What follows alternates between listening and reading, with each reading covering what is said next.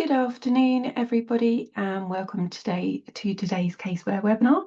Today, we're going to be looking at Caseware Cloud top tips, and it's an introductory level webinar. My name is Georgina Atfield, and I'm one of the education and media technicians here at Caseware. I'm just going to be monitoring the goings on in the background, monitoring questions coming in, and just making sure everything runs smoothly today. It'll actually be James Clarkson taking you through the main presentation today. So James is one of our professional services consultants, and like I say, he'll be going through the main body of everything. So I've mentioned questions. If you do have any questions as the webinar is progressing, then do pop them down into the Q&A field. Like I say, I'll be monitoring those, and then we'll look to pose those questions to James towards the end of the webinar. Without further ado, I will hand over to James. Yep, thank you, Georgie, and good afternoon, everyone. Always confusing when it starts at 12. But yeah, thanks for joining us this afternoon for this webinar. You see the agenda up on screen. We've tried to squeeze quite a lot into this half-hour webinar, so I don't want to focus too long on here, but just hopefully you'll get some tips out of this webinar that will help you in terms of managing staff, managing entities, and managing engagements within your cloud environments. So we're going to start off looking at managing staff using staff groups. And if we can have the next slide, please, Georgie. Thank you. We've got two different ways in Caseware Cloud of managing staff who have access to our system. We can manage staff individually or through groups. When we're managing staff individually, for every staff member that we add to the platform, we will go in and we'll set their role permissions, what they do within the platform. We'll set up their application access, which application they can obviously access and go into and work in, and whether they can create certain engagements or not, and which entities they can access. We can control that as well on an individual basis. So we've got an example here with 4 staff members. They're all doing the same role, and they should all have the same permissions. Setting them up, we can go in and we can set their role permissions, application access, and entity access individually. And that's not too bad. We're just doing it for 4 people. So we just go through and do each one. But then what happens in the future when something changes? And if we can have the next slide, thank you. Say someone is leaving that group. Perhaps they've got a promotion and that will give them enhanced permissions. We might want to look at a similar staff member to the role they've been promoted to see what permissions that staff member has got, to then go in and update that individual's permissions. And if we've got someone else joining this group of people, we'll need to check what permissions we gave the group to start off with, and then repeat that for the new person coming in. Now, again, still probably not too bad, you're thinking, but if you have 20 staff members you want to set the same permissions for, or if you want to be a bit more granular in terms of the permissions you give people, it's easier to do this using staff groups. So when we set up a staff group, we define the group and we set the role permissions, the application access and entity access for everyone who is going to be within that staff group. And we then can add the different members into the group.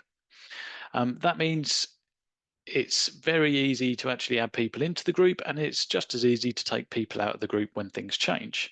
If we need to update any of the permissions, we'll update it for the staff group, and that automatically flows through to all the relevant individuals.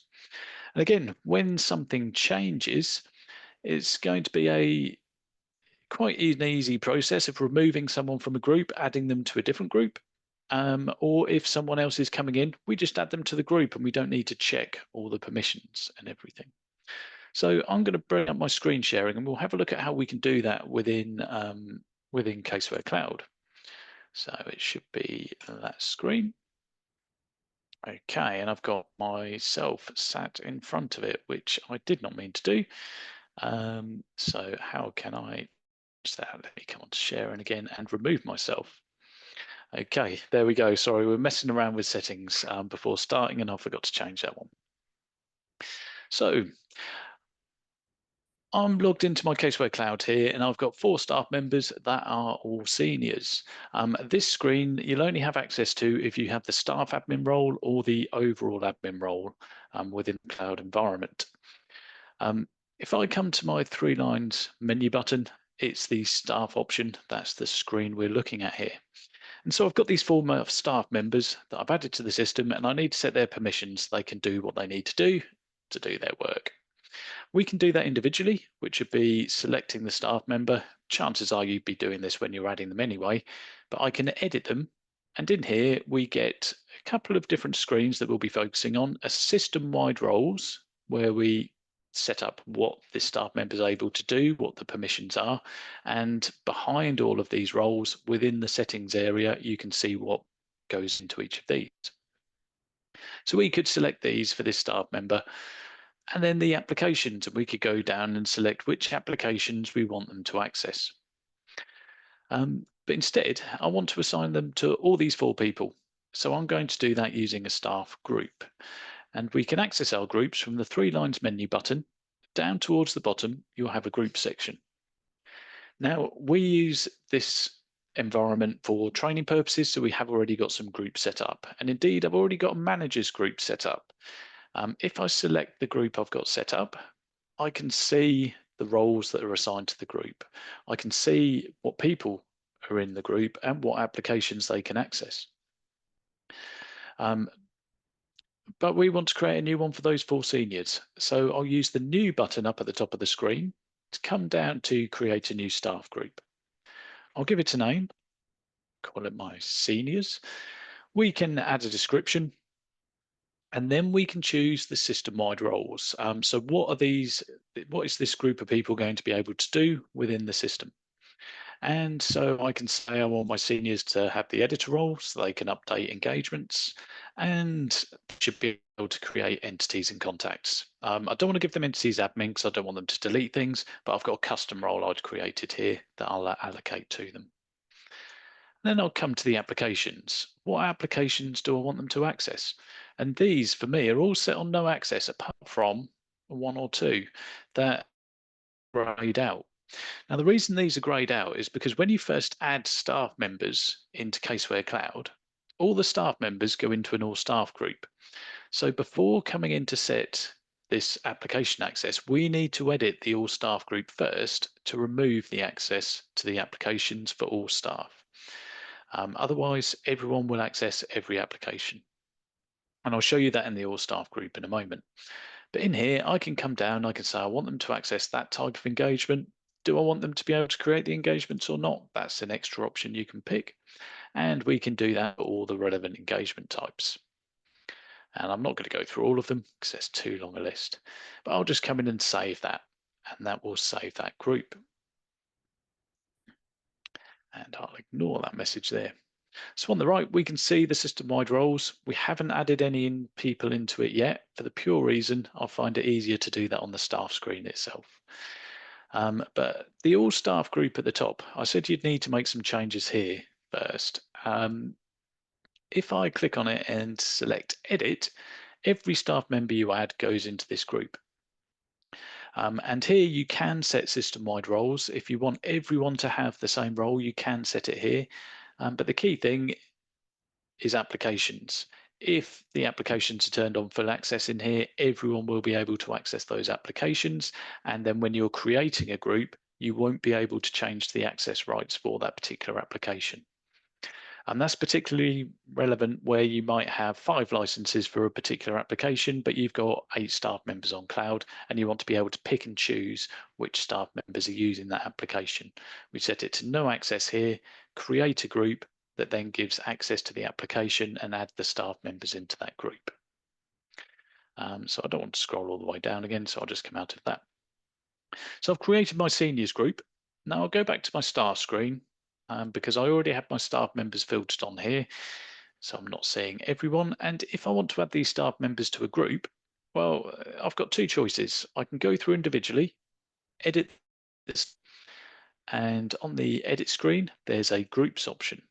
On here, I can select the group I want them to be in, so I want them to be seniors there. The other option is to do it in bulk from this screen. if I save that down, that will update. Okay. And the other option is to do it in bulk. So you can pick out all the staff members you want to be within a group. You can come to this three dots menu up at the top right, and we can say assign to staff groups here. And again, I can select my seniors, put them all in the seniors group. Now, if I do have another senior joining, it's nice and easy when I'm adding them just to select that they are a senior. They will automatically get all those permissions and the same level of access to applications. If something changes, say Jennifer Hamilton here gets promoted to be a manager, instead of checking the individual permissions that I need to change, I can select Jennifer Hamilton, I can edit and go to groups. I can remove seniors group and put her in the managers group instead, and then save that. So that's using groups. We created a group there. We discussed a couple of different examples. So we're going to move away from staff now and move on to the second item on the agenda, sharing engagement files with external reviewers. So particularly, you may have external reviewers want to view your engagement files. A number of different reasons why that might happen. Using Caseware Cloud, we can actually use the contacts functionality to share an engagement file with an external reviewer, and they get read-only access to that engagement. So what I'm going to do, I'm going to navigate to an entity. So I will come up, actually, I'm just going to come to engagements, to my engagement types, and then I'm going to be looking at a webinar parent limited entity. We've got an engagement file here, but I'm going to click into the entity itself, because to share an engagement file with an external reviewer, there's a couple of prerequisites that need to be in place. Well, one main prerequisite, to be fair. We must have added the external reviewer as a contact to that entity. Adding a contact is quite straightforward. From within the entity, that's where I tend to find it's easiest. I can use the add option, say add a new contact. And it says the required information is the first name and the last name. Well, if I only put that in, this contact's not going to be able to log in or do anything. So I do need to put in an email address as well. When we populate the email address, you see some more options appear down on the right-hand side. Do we want them to be a collaborator or have access? A collaborator means they can upload files and things themselves. We don't want them to do that, so I'll give them access to this particular entity, which then means I can share content with them for this entity. We've got the password settings screen. I'll let them set it themselves. Groups, you could have an external reviewers group set up, but the main thing you would use that group for is to give external reviewers access to the relevant application, because the external reviewer will need access to the application for the type of engagement file you want to share with them. So I will give full access to my Audit Mercia UK company here, and I'll deselect the create option. And while this is focusing on audit, it's the same process, the same principle for our financials apps or anything else. So I've given access to the application and I will save. I won't save in this instance because I've got a separate one anyway, but normally you'd save. When you save it, this contact will be sent an invitation to access the environment, and when they follow that invitation through, they'll be asked to set up their password. But they won't see any engagement files yet. So to demonstrate this, I'm going to add a contact that already exists because it's one I can log in as well. So I'll select to add a contact, an existing contact. I'll choose the contact that's already on the system, and I just need to give them a role on the entity. And that's similar to the roles we saw on the other screen. So I'll give them the entity access here and then select share. And they'll get added as a contact who can sign it. So this contact has access to the engagement type. So if I want to share this particular engagement file contact, I can select the engagement. I can select this little silhouette icon up at the top right, the sharing icon, and then it's broken into two tabs. So they're not staff members, but they are a contact. So I'll go to contacts and I will need to enable this toggle to allow contacts. Now, if you don't see a contact appear here, but you know you've added them to the system, you may not see them appear because they might not have access to the specific application that that engagement file was created in. So if you don't see them appear, that would be why. But I can select the contact. We need to assign roles down at the bottom left again. So I'll say there, get a viewer. Be fair, it doesn't matter what you select. They won't be able to do anything anyway. And then I'll share. Our silhouette icon changes to a sort of yellowy, greeny type color. That indicator tells us that that file is shared with the contact. That's our contact sharing or available to contacts icon. Now I'm going to move across just to another browser. So I'm going to bring up this browser where I am already logged in as the contact up at the top right there. Now the contact will be able to, they have access to a Find menu button and they will be able to go to the application that you've given them access to. And in here, you can see this contact can see two different files. So I did share one with them earlier, just in case this was a bit slow to update.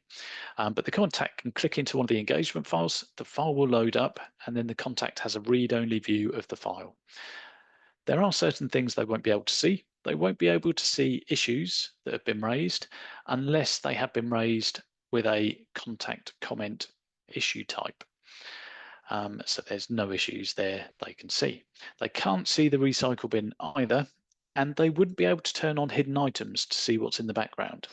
But otherwise, they can click in, they can view our responses to things.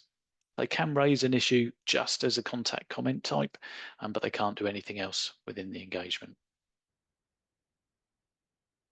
So back to my login now. The contacts reviewed the file. We should go through and we should, well, remove access. So I'd always like to do this in two stages. Select the sharing icon. I can then select the contact I want to remove the access for, assign roles, deselect it.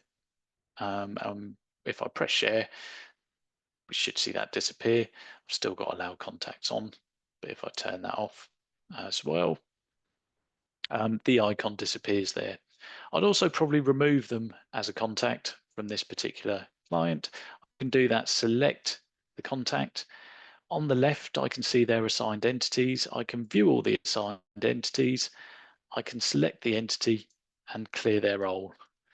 And if I share again, that will remove them from that particular entity. So that's how we stop the sharing. Now, I just wanted to touch briefly on associated entities. So we can associate entities in cloud, and I'm just going to go to get back to my entity here. Associated entities is really useful where you have entities that are related to each other. Perhaps they're all part of the same group. And it doesn't actually share data between the entities, but it will provide you a consolidated view of activities, engagement files, and, well, files you upload to cloud for each entity that is associated. So each entity does still remain independent of each other, but it provides that consolidated view. So to set up an association, I've got this webinar parent limited, and the word parent sort of gives it away that it might be in a group. I can come to my three dots button up at the top right, and I select to associate. When I choose to associate, I can search for the associated entities, and I'm just going to search for webinar in here, and I would expect that that is one. Yeah, Google Chrome's little pop-up here is not being too helpful, but I can search webinar again, and then I've got a second entity, so I can create the association. And so we're associating the three entities together, a parent company and two subsidiaries. Now, at first glance, all that does is it provides a link on each entity's record to the other entities that it's linked to.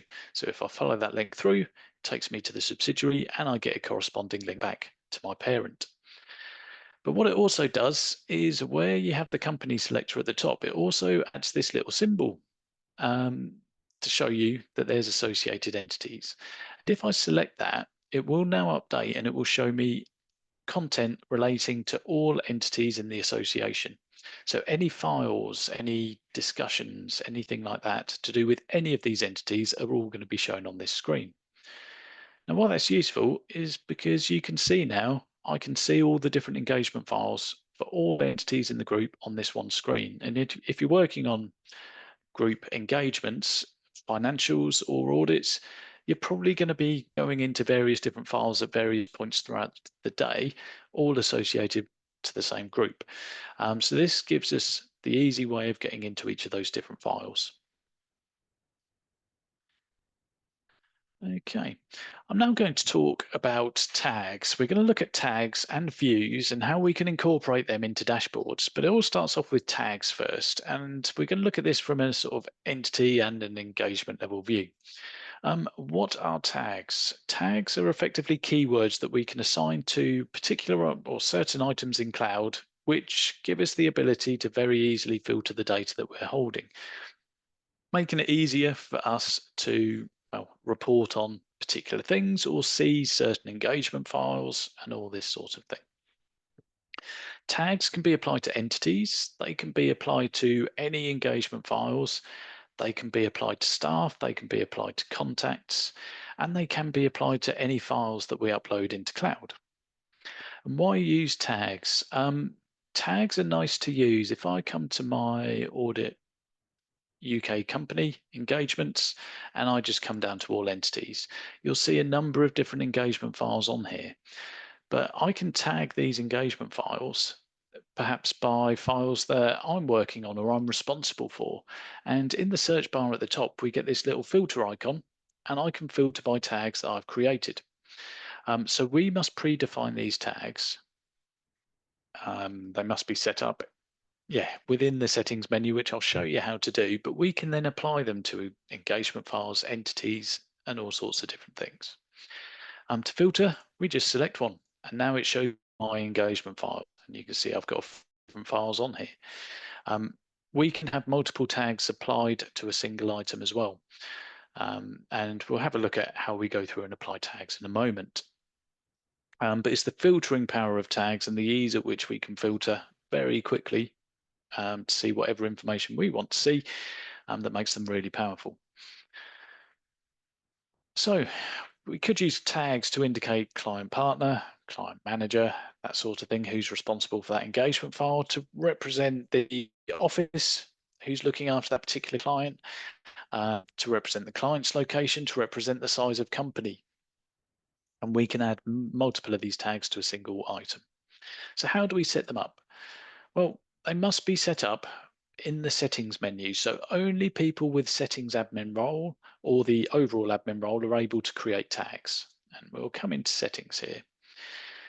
And within here, in the customization section, you've got tag management. Now, this is broken down into a few different sections. System-wide, if you have system-wide tags, you can add that tag to anything within Caseware Cloud that you can tag. But you also get separate staff tags or contacts tags. So you can build in staff tags, perhaps office location, so that you can apply those to staff members. So you can easily filter the staff list by which office staff members belong to. And the same for entities. But we're going to create a system-wide tag here. And I'm going to use Georgie's initials here, and so that we can flag up all the engagement files that Georgie's looking after and all the clients. So I'll leave it as system-wide because I'm going to be using it in a few different places. And then I'll press OK. So we've got a tag for Georgie and we've got a tag for myself set up in here. To apply the tags, first we'll have a look at entities. I'll come down to my entities list and let's pick out some of the entities that Georgie's going to be responsible for. I don't know if she wants to be, but for the purpose of today, she will be. So I'll select some of the entities. And up at the top right of the screen, we can bulk apply this. We get a tags icon. Now you see that tags icon in various different places, but I can select that and I can say, well, these are Georgie's clients and assign that tag to her or to them. And you should see in the tags column on here that updates with the GA tag so that now on my full clients list, I can select my filter, I can come down to tags and I can select GA there. So Georgie could do that and just focus on her particular clients. And we can do the same with engagement files. It's exactly the same process. I'm conscious of time, so I don't want to go and really do it. But it's selecting engagement files. This time, the tags option is tucked away in the three dots button. But again, it's the same process to select a tag, choose the tag you want to apply, and save them. So these tags, they can be used later when we come to look at dashboards as well, in terms of automatically filtering information on dashboards. But really useful, as I said, to apply filters to the screen. But what about if we're not seeing the right information on screen, the information we want to view? Every single application you come into in Caseware Cloud comes with some preset views and the entity screen as well. We can change the views by selecting this, well, the application name up at the top, and you'll see I've got a few different views here. You get a staff assignments view. This comes pre-built. It shows you the workflow stage of each of our engagements and everything, preparer, reviewer and everything. But what if I want to see the year-end date on here as well? What if there's some other information I want to put in? Well, I can't see that in this view. And because it's a defined view, we can't actually update and customize it. So we can create a view ourselves.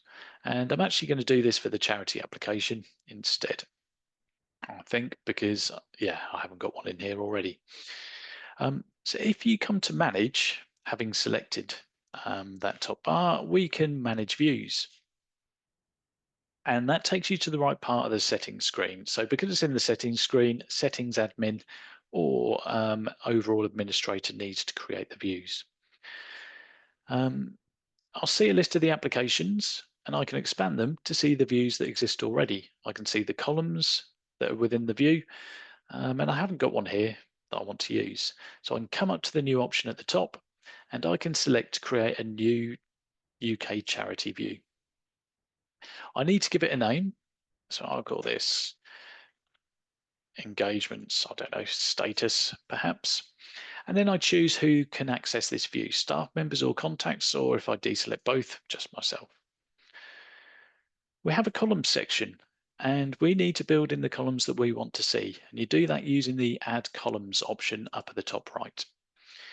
Now you'll see a list of columns that you can bring into the view, and the listing changes depending on the application that you might be looking at or the screen you're preparing a view for. But say on here, I want my entity number, entity name, I want the year end date, that would be useful. Name is already in the background, that's my engagement name. And then I want workflow stage, color, workflow stage name, and we'll go with that and I'll press save. Once we've added columns in, we can rename them using the name field here, the field across the middle of the screen. We can reorder columns, so I could prioritize year end date right at the beginning perhaps, put it before the entity number. And we can sort by columns using these two arrows to the right of a column. If I select it, it sorts ascending. If I click again, it sorts descending. You can also save filters into a view. So that's those tags we applied. If I wanted a view that had certain tags already selected in it, I could apply them here. I'm not going to in this instance, but we could do. Or we could filter by workflow stage so that we just see all those in progress and not those that have been completed. But once we've set our view up, we can press save and we'll see that view is added to the list, engagement status there. When I click on it again, I get several options at the top. I can make it a default view for all staff. I can delete it or I can edit it if I want to make further changes. But let's go and see what that looks like. So I'll come to my 3 lines button, come to the relevant application. The screen will refresh at this point and that will reload. And now this view will be available to us in the top, from the top. So I'll select my engagement status view. That will show me my year end date. It's sorted by year end. I can see the clients that these engagements are for and the workflow stage quite clearly. So helping me manage these files. This view can be exported as well. From the manage option, we can export the current view. Now, I'm aware we're very pushed for time now. We said it was a half-hour webinar, but the webinar is being recorded, so if you do need to drop off, you'll be able to catch up on these last couple of minutes on the recording. But I do just want to spend a couple of minutes just bringing this together into dashboards, how we can bring our tags and views together to see the information we want to see across all the different applications we might be using. And we can do that, as I said, using dashboards. So everyone should be able to access dashboards from your 3 lines menu button. You can come down and you will see a dashboards option. Now, I've got a number set up because we use this for training purposes all the time, but I'll create a new dashboard and just show you how easy it is to actually build one. So I'm going to call this Webinar May. I can choose to share the dashboard with staff members if I want. I might keep this one just for myself. And it loads up, and effectively we have a blank screen to work with. So we add different widgets onto the dashboard, different parts onto the dashboard that will show us the information relevant to what we're adding. So if I come to files, I can pick some of my engagement types. So I can pick out my UK company audit. I can pick out my charity that we just created the view for. And you can duplicate them. You can select the same one multiple times. Once they're added, we can move them around, position them where we want, and we can resize them. So here I want to see all my charity and company engagement files side by side. We can change the view that we see and change the filters on each of these widgets using this settings cog that you see on them. So I can select that this is my engagements in progress view, and I can filter this so that it's only those engagements that perhaps myself that I'm looking after. And I'll do the same for my charity one. Select the little settings cog, select the view we created, filter it by whatever tag I want to use, and then OK. And then when you save your dashboard, there we go. We see the engagement files on screen. I might want to reorder columns so I see the most useful information straight away, or I might put one of them on top of the other instead or something like that. But this is my pre-filtered view, showing me the information I want to see to help me access the engagements and monitor the engagement files that I need to look after and work on. Okay. So I think that covers all the content that I wanted to go through. Apologies, I've overrun by a couple of minutes there. But before passing back to Georgie, I would also invite you just to think about what else you might want to see in future Top Tips webinars. What areas are you looking to gain further efficiencies in that we could perhaps all cover in the future? And if you can let us know, that would be, yeah, fantastic. Okay, and I'll pass back to Georgie.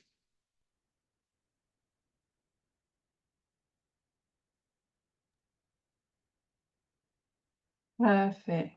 Thank you, James. I'm just battling with PowerPoint. Sorry, bear with me. I'm just, I knew this would happen the minute I stopped sharing my screen to then try and get back. Bear with me. Almost there. Perfect. Right.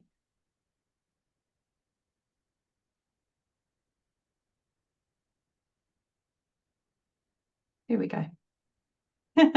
Right, so question wise then, so no questions came in during that presentation, James, but feel free, whilst we're just wrapping up here, if anyone does have any questions they'd like to ask, then do pop them into that Q&A field at the bottom. Perfect. Okay then, so upcoming webinars, we have upcoming webinars posted on our events page on the website. So the web address is on there. These vary between products. So some are desktop related, some are cloud related. So take a look over on the events page and you'd be able to find all of the agendas for those and register for those accordingly. So YouTube, we do have a YouTube channel. So what we do is we list everything in playlists so you can easily find those that are relevant to the licensing that you have. And there's quick vids over there. We also place the recordings of all our previous webinars over there as well. So feel free to head over there and give us a subscribe. knowledge base. So our knowledge base is accessible to you 24/7, and you'll find lots of helpful guidance over there. It's my.caseware.com. We do actually have a Caseware Cloud Getting Started guide over there as well. So it just runs through elements that James has covered today, as well as other items to do with Caseware Cloud and its functionality and things like that. So if you head over to the knowledge base, and if you just pop in the search Caseware Cloud, and you'll be able to find the Caseware Cloud Getting Started guide. You'll also find many other articles. We have a whole series of getting started across all of our products, and you'll be able to find helpful articles along with quick vids over there as well. Perfect. Okay then, so that wraps up today. Thank you very much for attending. As James mentioned, the webinar today has been recorded, so the recording will be placed on our knowledge base as well as our YouTube, so you can catch up later on, refer back to it, and also share with colleagues as well. So thank you very much for attending today, and enjoy the rest of your day.